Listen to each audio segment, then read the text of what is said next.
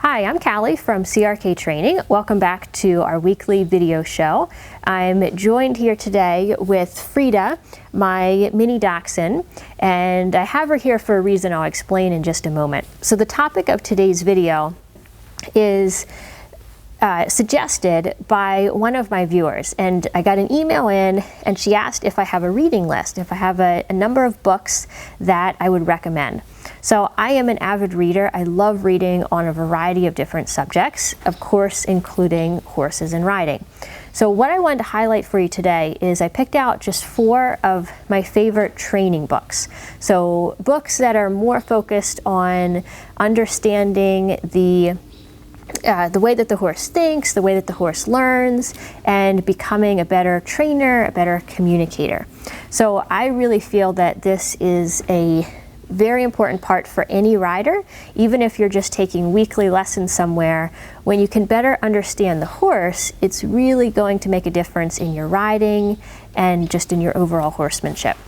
So I'm going to start with my favorite all-time training book, and this is Don't Shoot the Dog: The New Art of Teaching and Training by Karen Pryor. So I have this book here on my iPad because it's actually missing out of my little barn library at the moment. It's a pretty popular book even here in our library. I read this book for the first time a few years ago, and it was actually right after I had gotten Frida as a puppy, and I was starting to read a lot of dog training books, and I saw this one and happened to pick it up. What Karen Pryor does in this book is she does a great job of describing the basic science of learning and of behavior. So she lays out all the different ways that we can learn something or that we can change behavior.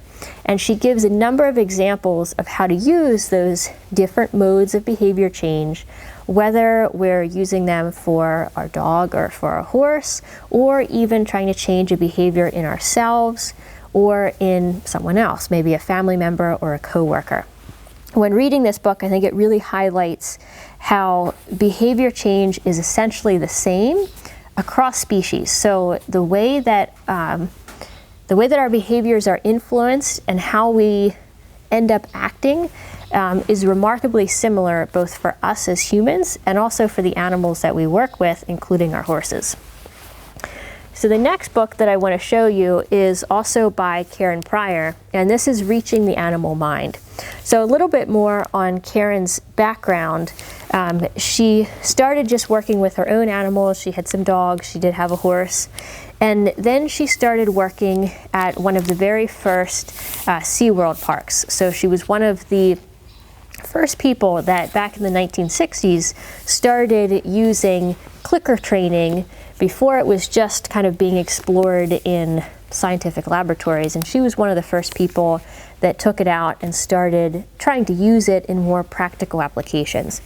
And this book is a little different from the first one by her that I showed you, because in this book she goes into a lot more of her own personal stories. So if Don't Shoot the Dog is kind of a manual for training, this book is basically Karen's experiences training everything from dolphins to ponies to horses, even to an octopus. So this is another one of my favorite training books. And this one, The Mind of the Horse, is much more of a heavier read, but there's some excellent information in here. So you can see that I reference and I highlight this book quite a lot. This one looks to explore the cognition of the horse. So it looks to understand how the horse sees and perceives the world, trying to better understand the horse's vision, the horse's hearing, their senses of smell. So really just the horse's perception and cognition. How do they think? How do they process information? What is their memory like?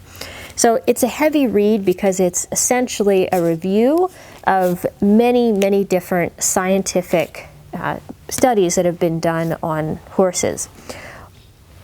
There's a lot of just kind of those great tidbits of information backed by science in this book, but one of the overall themes of this book that actually struck me was how well the horses do in these studies. And what I mean by that is just reading the different ways that they would set up studies. For example, to figure out if a horse could generalize between shapes, if they could learn to pick out squares versus triangles.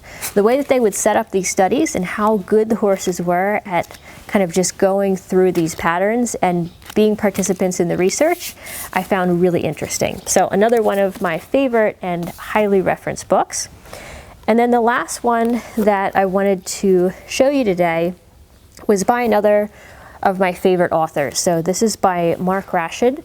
I respect him immensely as both a horseman and a rider and also an author. I think he's really skilled at telling stories and at having a point that he wants to convey to the reader or that he wants to teach, but doing that not just by telling you, but by going through a story to really help you understand. I've read quite a few of Mark Rashid's books. I think this one is probably my personal favorite because it really helped me develop a better understanding of the idea of feel and the idea of moving with a horse in the way that you're not bracing against them, you're not fighting them, but you're really starting to get that better feel for the horse as you ride. So 4 of my favorite books on training. I hope you enjoyed this. We'll put links below to each of these books so you can find them on Amazon. And I would love to hear from you in the comments. What's your favorite riding or training book? Put it below. If you're watching this anywhere besides crktrainingblog.com, go there. That's where the best conversation happens.